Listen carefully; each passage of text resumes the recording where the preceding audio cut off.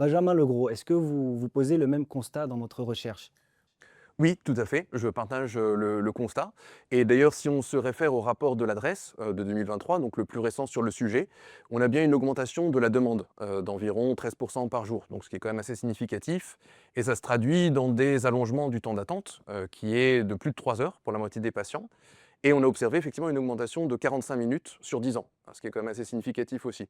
Alors parmi les causes, oui, il y a effectivement une augmentation de la demande qui est liée à différents facteurs, en particulier le vieillissement de la population, des épidémies, des choses de ce type-là.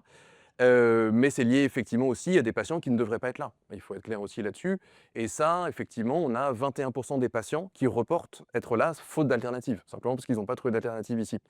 Ce pourcentage était à 14 en 2013. Donc on montre effectivement que la question n'est pas seulement de pourquoi on a plus de demandes, mais pourquoi on n'a pas d'alternative. C'est une façon de voir les choses aussi.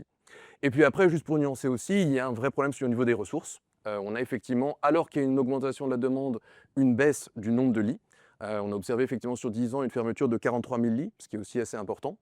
Et puis effectivement une tension sur le personnel. Effectivement, on a un personnel qui est quand même de plus en plus difficile à mobiliser, qui est de moins en moins présent. Et donc effectivement, si d'un côté on a plus de demandes, de l'autre côté on a des ressources contraintes, on observe entre les deux plus de congestion.